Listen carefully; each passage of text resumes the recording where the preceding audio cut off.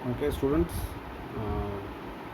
आज सुबह हमारा थोड़ा सा सुबह भी और शाम को भी अभी जूम मीटिंग में कनेक्टिविटी प्रॉब्लम होने की वजह से where I am going to post this teaching video on my YouTube channel. मैंने पोस्ट कर दिया है, अभी आप लोगों ने देखा है तो ठीक है। So will start now. Subject and predicate शुरुआत से लेंगे। What is subject and what is predicate? Every sentence has two parts. Okay, हर सेंटेंस के दो पार्ट होते हैं। One is subject and one is predicate. अब सब्जेक्ट क्या होता है? Subject and predicate is used to form a complete sentence. Subject और प्रेडिकेट को यूज़ किया जाता है कंप्लीट सेंटेंस बनाने के लिए।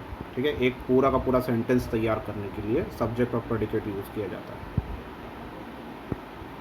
Now let's read some examples. Subject and predicate देखो, एग्जाम्पल देखो। Swati reads a book. यहाँ पे subject is Swati and reads a book is the predicate. Next, the children decided to go for a walk. The children is the subject and decided to go for a walk is the predicate. My mother has a good story to tell. My mother is the subject, has a good story to tell is the predicate. Parul loves to play football. Parul is the subject and loves to play football is the predicate. Now here see, subject, the person or thing we speak about is the subject. किसी व्यक्ति, person और thing, वस्तु, ठीक है, किसी व्यक्ति या किसी वस्तु, पर्सन और थिंग जिसके बारे में सेंटेंस में बात की जाती है, that is called the subject. In the above sentences, ऊपर वाले सेंटेंस में देखो, स्वाति यहाँ पे, चिल्ड्रन यहाँ पे है, my mother it is here and Parul, okay, are subjects. इनको सब्जेक्ट्स कहा गया है। Why? As these names the person or the thing we talked about. ये किसका किसका नाम है? वो व्यक्ति, पर्सन और थिंग, वस्तु के बारे में, जिन वस्तुओं के बारे में बात की गई है, ये वो सभी सब्जेक्ट्स हैं।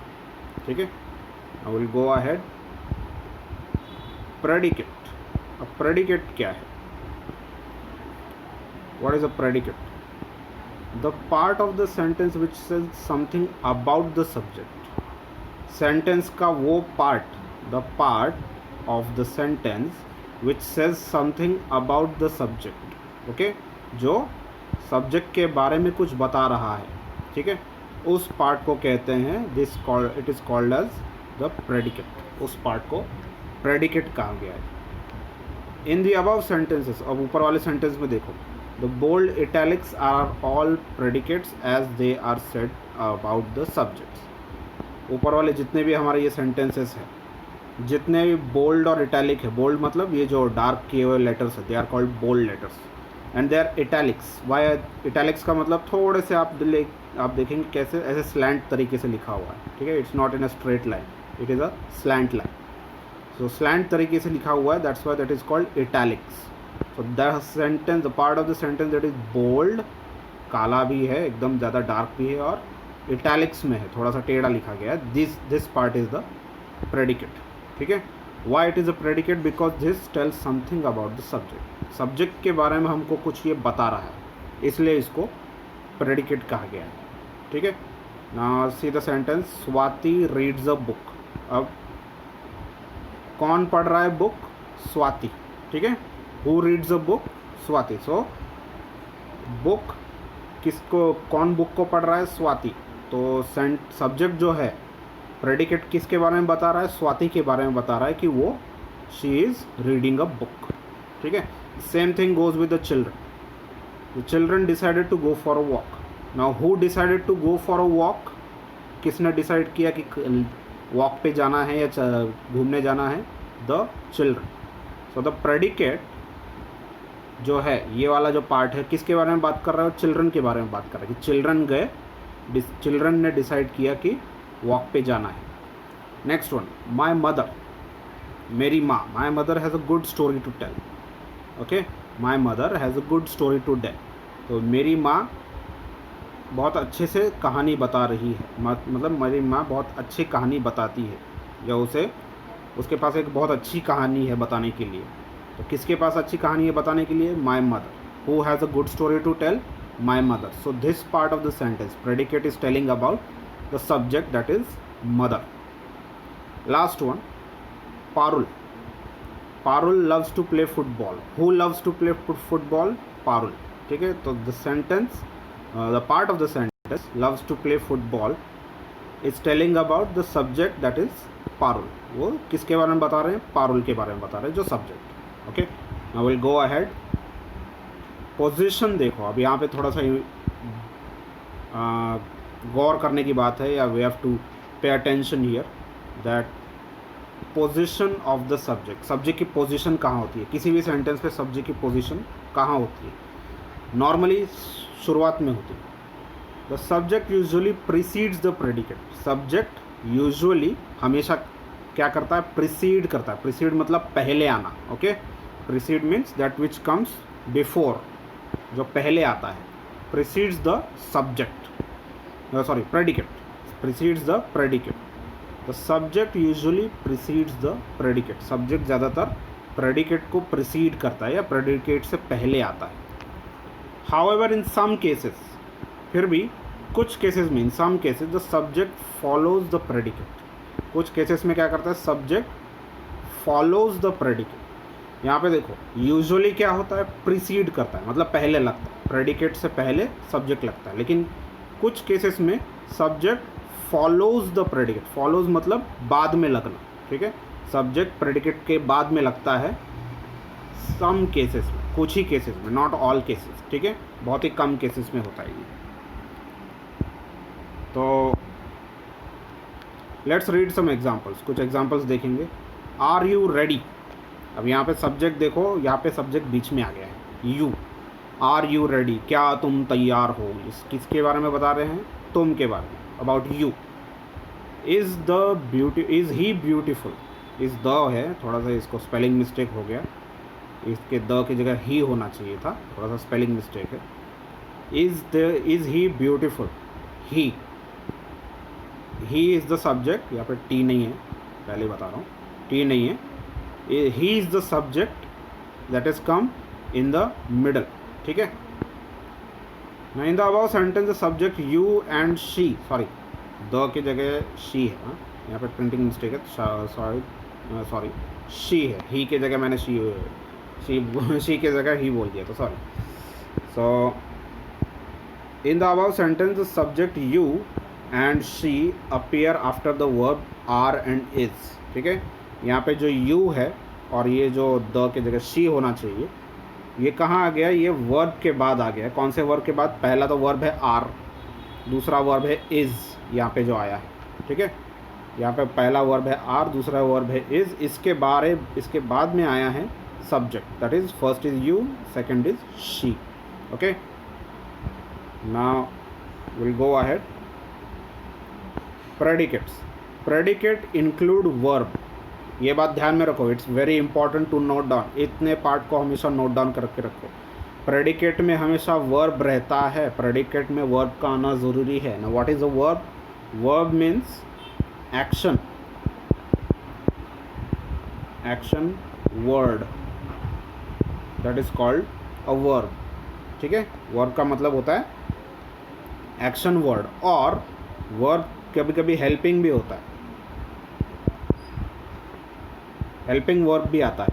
ठीक है, हेल्पिंग वर्ब कैसे आता है वो हम लोग बाद के लेसन्स में हम लोग पढ़ेंगे, हेल्पिंग वर्ब क्या होता है. ठीक है, in addition to the verb, अब वर्ब के एडिशन में a predicate can contain direct objects, indirect objects, various kinds of phrases. ठीक है, वर्ब के बाद प्रेडिकेट में क्या क्या आ सकता है? एक कंटेन क्या करता है, मतलब प्रेडिकेट में वर्ब के बाद क्या क्या लगता है? डायरेक्ट ऑब्जेक्ट लग सकता है, इनडायरेक्ट ऑब्जेक्ट लग सकता है, या बहुत अलग अलग टाइप के फ्रेजेस लग सकते हैं. ठीक है, इतने भाग को ध्यान में रखो. सब्जेक्ट अलग रहेगा प्लस प्रेडिकेट. अब प्रेडिकेट में क्या आएगा? प्रेडिकेट में पहले आता है, प्रेडिकेट के बारे में देखेंगे. पहले प्रेडिकेट में वर्ब आएगा प्लस ऑब्जेक्ट आएगा. अब ये ऑब्जेक्ट दोनों टाइप का होता है, डायरेक्ट ऑब्जेक्ट हो सकता है या इनडायरेक्ट ऑब्जेक्ट हो सकता है, या अलग टाइप के कोई फ्रेजेस भी हो सकते हैं. ठीक है, so keep this in mind. Subject is different, predicate is different. अब प्रेडिकेट में क्या क्या आता है? ये पार्ट आता है. ठीक है, verb plus object plus any type of phrase, कुछ भी आ सकता है। ऑब्जेक्ट में दो पार्ट आते हैं, एक पहला direct object D, indirect object I. ठीक है, keep that in mind. Now will see the other part. Let's do. ठीक है, take the correct option choosing the subject. The lion is roaring. ठीक है, सब्जेक्ट को चूज करना है, which is the subject here, the lion. Is को हम लोग नहीं लेंगे, इज नॉट, द इज नहीं लगता। Why? Because it is a verb, helping verb आता है। ठीक है, so lion is the subject. The sheep gives us wool. ठीक है, the sheep is the subject. Okay, gives us ये जो है ये वर्ब है। ओके, ये गिव्स वर्ब है, so the answer is the sheep. The doctor is treating the patient, so here the subject is the doctor, ये part is the subject. Here also the sheep, here the lion. Next, the girl is making a drawing. Who is making a drawing? The girl is making a drawing, so that is the subject. Okay, and next one, underline the subject of each sentence with blue color and underline the predicate of each sentence with green color. अब ये आपको खुद करना है, मैं इसका बताऊंगा नहीं। स्वाति, सम्राट and Kanika built a sand house. अब इसमें देखो सब्जेक्ट्स एक से ज़्यादा हैं, ये बात ध्यान में रखो, मैं आपको बाद में बता दूंगा कैसे करना है। सब्जेक्ट्स यहाँ पे 3 है, स्वाति, समर्थ एंड कनिका। वर्ब कहाँ से स्टार्ट हो गया? बिल्ट से वर्ब स्टार्ट होता है। Okay, built a sand house. तो सब्जेक्ट्स आर 3 सब्जेक्ट्स है इस सेंटेंस में, बड़े हैं। एंड बिल्ट जो है, built is the verb, a sand house ये हो गया ऑब्जेक्ट। ठीक है, ये थोड़ा आप लोग सेंटेंस का डिवीजन देखो कैसा हो गया, कीप दैट इन माइंड। बहुत ही ईजी है समझने के लिए, थोड़ा सा ध्यान देने की ज़रूरत है बस। Swati, Samarth and Kanika, these are the subjects, built is the verb, a sand house is the object. तो इतना पार्ट हो गया predicate. Okay, keep that in mind. Next one, a swarm of bees was buzzing around the tree. अब was ये जो है ये verb है। ठीक है, was buzzing around the tree, that is the predicate, and a swarm of bees is the subject. Swarm का मतलब होता है, स्वार्म मीन्स झुंड। बीज के झुंड को इंग्लिश में स्वार्म कहते हैं। A group of bees is called a swarm in English. So swarm of bees is the subject and was buzzing around the tree is the predicate. Next one, Mumbai is a beautiful city. Mumbai is a beautiful city of India. Okay, Mumbai is the subject, is a beautiful city of India is the predicate. अब यहाँ पे question को ध्यान से देखो, आपको क्या करना है मैं फिर से बता रहा हूँ। Underline the subject of each sentence with blue colour. Blue colour से सेंटेंस को अंडरलाइन करना है, सब्जेक्ट के सेंटेंस के सब्जेक्ट को ब्लू कलर से अंडरलाइन करना है। And underline the predicate with green colour. Predicate को ग्रीन कलर से अंडरलाइन करना है। ये थोड़ा सा आप लोग अपने नोटबुक में बाद में कर लो। ठीक है, रेस्ट यू कैन सी, बाकी के आप लोग खुद कर लो। आगे देखेंगे, add a subject to each sentence below. आपको एक सब्जेक्ट लगाना है। Walk to the museum. अब यहाँ पे आपको सब्जेक्ट अपने हिसाब से आप कुछ भी लगा सकते हो, it's up to you, you can put any subject here. Walk to the museum, who walk to the museum? Uncle walk to the museum, suppose. ठीक है, was flying kite off the roof. I was flying kite on the roof. Were making noise. The boys were making noise. ठीक है, ये कर सकते हो आप। Are playing in the park. Children are playing in the park. Has a strong flavor. What has a strong flavor? Flavor मतलब खाने की चीज़ के स्वाद को फ्लेवर कहते हैं। ठीक है, एज अ स्ट्रॉन्ग फ्लेवर। किसको स्ट्रॉन्ग फ्लेवर है? आप लोग अपने हिसाब से किसी भी खाने की वस्तु को आप लोग डाल सकते हो, anything. Revolves around the sun. What revolves around the sun? You all know that, the earth. The earth revolves around the sun.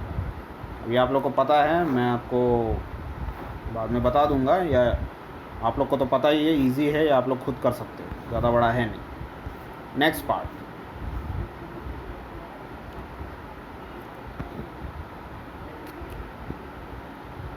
Add predicates to the following. पहले वाले में हम लोग ने सब्जेक्ट्स ऐड किया, इधर हमको प्रेडिकेट ऐड करना है। My new shirt, my new shirt, अब यहाँ पे कुछ भी आप लोग ऐड कर सकते हो प्रेडिकेट में, is very colourful, okay, is very colourful, ऐसा भी लिख सकते हो। The Ganga and Jamuna are rivers of India, ऐसा भी लिख सकते हो, it's up to you. Sorry, the bunch of grapes, ठीक है, अंगूर जो है, अंगूर का गुच्छा कैसा है, आर स्वीट, मीठे। Next, the little girl sings very well, okay. The richest man of our town, the richest man of our town, हमारे टाउन का सबसे अमीर आदमी, इज गुड मैन, ऐसा भी लिख सकते हो, it's up to you. In the lunch time में क्या हुआ, in the lunch time we were playing. अब इसमें आप लोगों ने सब्जेक्ट भी ऐड कर दिया, ये बात ध्यान में रखो, यहाँ पे हम लोगों ने वी लगा दिया, वी जो है ये सब्जेक्ट है, इस सेंटेंस में सब्जेक्ट दिया नहीं। The brave boy saved the child, okay, save the child, इसको तो भी बचाया, brave boy. Next part, okay, make subjects में match the subjects which is predicate. अब मैच करना है, मैच द फॉलोइंग है, आपको इजी है। मेहरबानी करके आप लोग ये टेक्स्ट बुक में ये ऐसे ऐसे ऐसे ऐसे लाइंस मत ड्रॉ करो, please don't draw like this lines. कोई भी आंसर आपको देना है, सब्जेक्ट का है, पहला क्वेश्चन दिया हुआ है, डायरेक्ट एक सामने एरो दे के इसका आंसर लिखो। जैसे कि यहाँ पे एरो देखो, सी 20 inches of snow fail in Kashmir valley last night, ठीक है। तो यहाँ पे आंसर क्या है, डी, इधर एक एरो दो, डी लिखो टेक्स्ट बुक में, सॉरी नोटबुक में। नोटबुक में कैसे लिखना है, give an arrow first, right the number, answer number D and continue this sentence, ठीक है। फेल इन कश्मीर वैली लास्ट नाइट, ऐसा लिखो अपने नोटबुक में। आपको बताऊंगा नहीं कैसा लिखना है, please do it your self. मैं कोई इसका कोई अभी PDF में आपको पोस्ट नहीं करूँगा, because you must know how to write your own answers, okay. Answers को पहचान के ठीक से लिखने की कोशिश कीजिए प्लीज़। इस लेसन का सब्जेक्ट एंड प्रेडिकेट का मैं कोई PDF अपलोड नहीं करूँगा, आप लोग को खुद ही आंसर्स लिखने हैं। 20 inches of snow fell in the Kashmir valley last night. So how will you write the answer? Give an arrow, give the answer number and continue this sentence. All the water in the sea has evaporated. So you will give an arrow, write the answer number F and continue this sentence. Andre Agassi is a good tennis player. Andre Agassi बहुत famous tennis player है, मैं पहले बता रहा हूँ, आपको मालूम नहीं होगा ये नाम, GK में आप लोगों ने पढ़ा होगा। Andre Agassi is the good tennis player. So give an arrow, answer number A, continue this sentence, okay. And Charles Dickens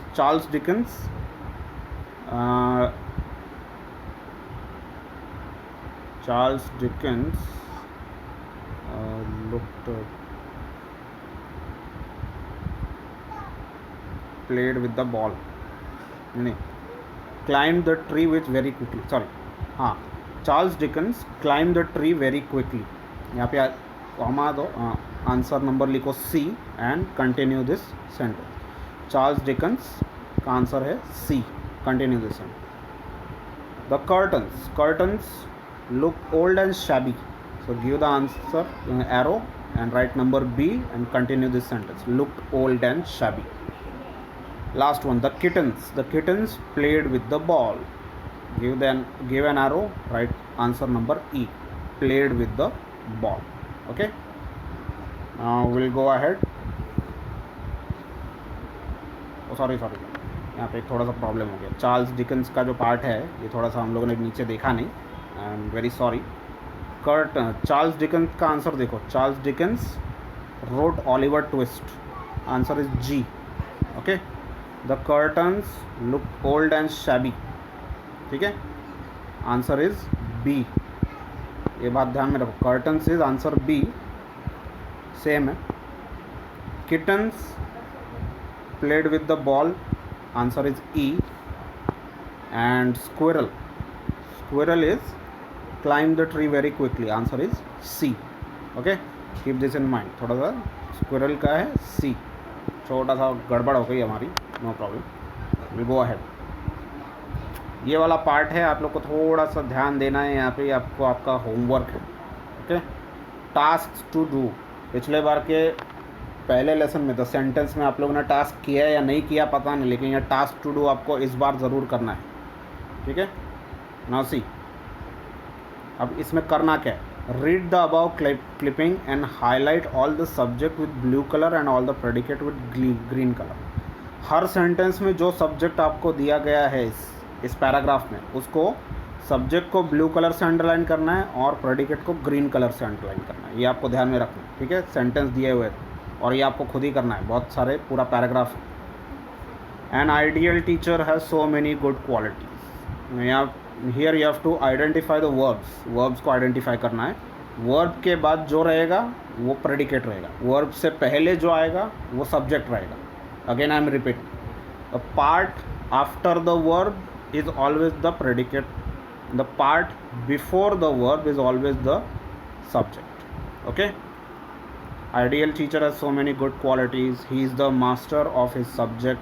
He knows the better method of teaching.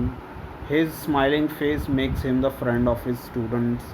Any student can ask him about his or her problems without any hesitation. The way he teaches a lesson is so interesting that students get it in just one time. He adds some stories or jokes while teaching a boring topic to raise the interest of the children in the topic. He also encourages the children to do good in studies. He is always with the students who do good. When a student commits a mistake, he makes him realize it tactfully. He never scolds or beats them. He believes in simple living and high thinking. He practices the moral values in his own life. What he preaches to his students, an ideal teacher is really a true guide. ठीक है, तो ये बात को ध्यान में रखो। He practices the moral values in his own life when what he preaches to his student, मतलब जो अपने स्टूडेंट्स को वो मॉरल वैल्यूज सिखाता है वो खुद उसको फॉलो करता है, ठीक है। जो प्रीच करते हैं वो खुद उसको प्रैक्टिस करते हैं। An ideal teacher is really good, true guide. So this was our lesson. ये हमारा सब्जेक्ट और प्रेडिकेट का पार्ट है, यहाँ पे हमारा ये ख़त्म होता है। अगले इसमें हम लोग नाउन्स देखेंगे, यहाँ पे नाउन्स भी है, तो नाउन्स हम लोग अगले पार्ट में देखेंगे। Now I hope you have all understood the lesson. कोई अगर प्रॉब्लम हुआ तो आप लोग मेरे को पूछ सकते हो कमेंट सेक्शन में। मेरे कोई अगर डाउट हो तो कमेंट सेक्शन में आप लोग डाल दो, कोई टाइप करके, मैं उसको क्लैरिफाई करने की कोशिश करूँगा। Okay, bye everyone.